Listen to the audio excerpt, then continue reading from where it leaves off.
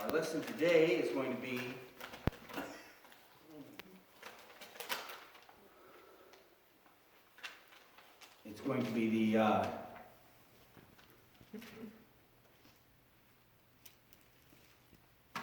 the church, lampstands, and stars. We're going to be starting a series on the 7 churches in Asia. And so before we really get into that very deeply, we want to get some terms in our minds so that we can understand them. And the first one is one that we have to keep defining over and over again, and that's the church. The actual English word church comes from an old English word that means altar, where they had sacrifices. So probably the English word church wasn't the best word to translate it as. But in the multitude of years that has been translated in English, that word has come up with so many different definitions that you almost have to define what you mean when you say the word church. When some people say the word church, they think of church building. When you hear some people say church, they think of a denomination. Other people think of it as the people. There's a lot of different things, and unfortunately, shotgun words can cause a lot of confusion. I call those shotgun words because, like a shotgun, you point it out there and it hits just about everything. It hits everything. So,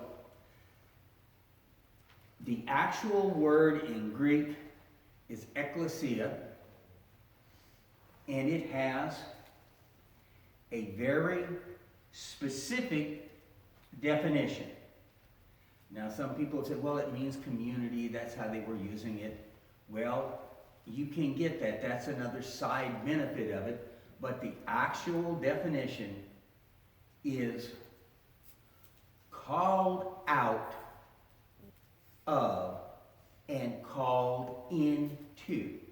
Most of the time, because preachers, we're a little bit lazy, we just say called out.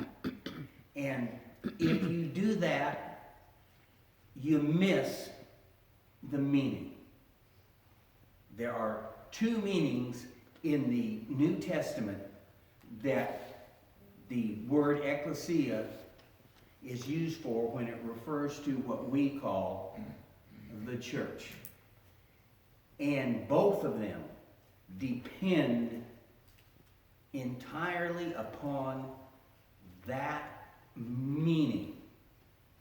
There is what some call the church universal, or what I prefer to just say the church.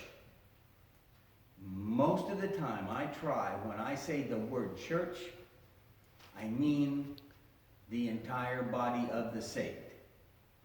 That is, and that comes from, turn to Colossians, the first chapter, 12 and 13, I do believe.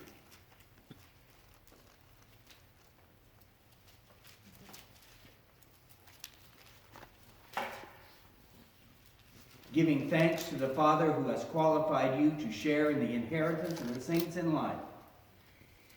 He has delivered us from the domain of darkness and transferred us to the kingdom of his beloved Son, in whom we have redemption, the forgiveness of sins.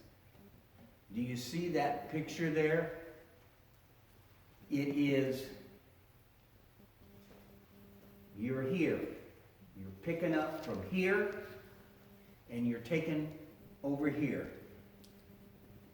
We're called out of the darkness and into the light, into the kingdom of his dear Son. So that is one of the meanings of the word ekklesia. And since that is one of the meanings of the word church in English, I tend to use that specifically. Now there's another meaning, and that's the one that you will see in Romans 16:16, which happens to be why we have that name on our building.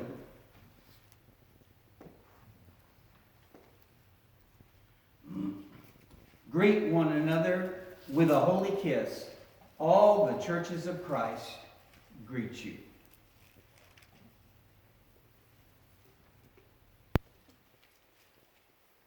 All of the different congregations of Christ greet you.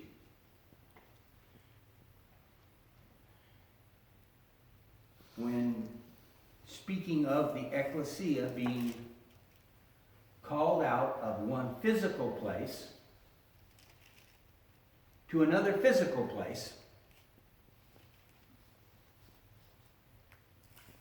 the best English word is congregation. When we talk about our local church, that is our congregation. That's the best English word, because congregate means to come together.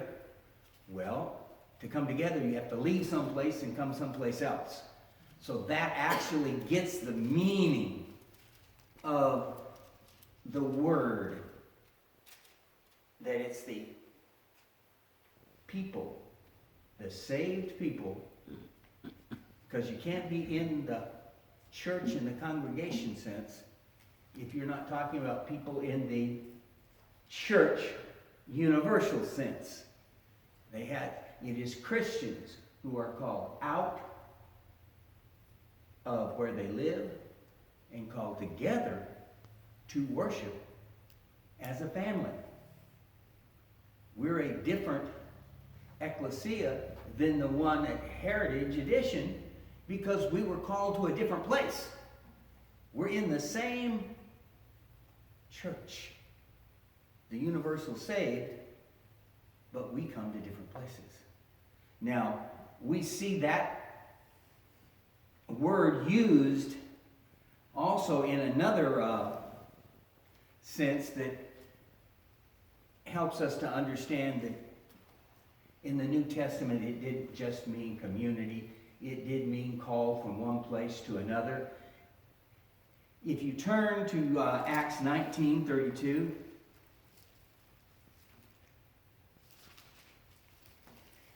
in Acts 19 and 32,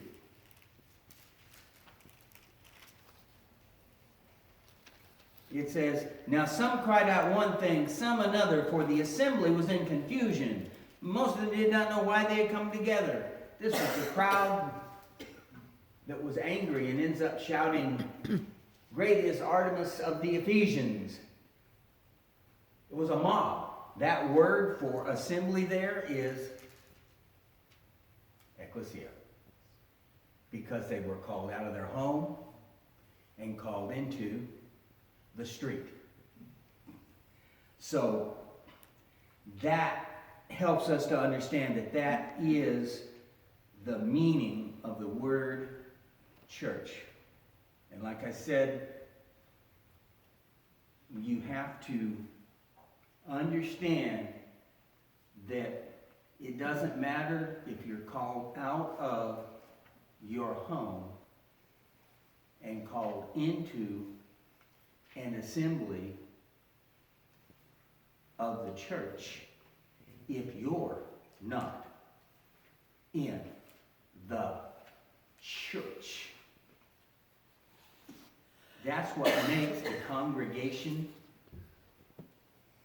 an ecclesia, because the congregation is people who congregate.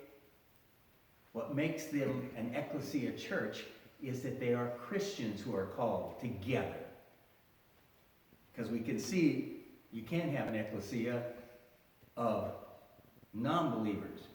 But when it's used and translated in English as church, it is talking about a congregation of Christians. Now, in this, we will be going through, to start, Revelation, the first chapter, verses 10 through 20. Probably won't get through that today, but we'll be looking at that, and we're going to stress some things that we will find in those verses.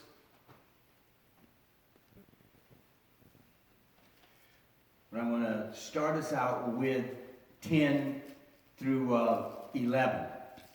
And this is John. I was in the Spirit on the Lord's day, and I heard behind me a loud voice like a trumpet, saying, "Write what you see in a book and send it to the 7 churches, to Ephesus, to Smyrna, to Pergamum, and to Thyatira, and to Sardis, and to Philadelphia, and to Laodicea." We are going to be looking at these letters to these 7 congregations.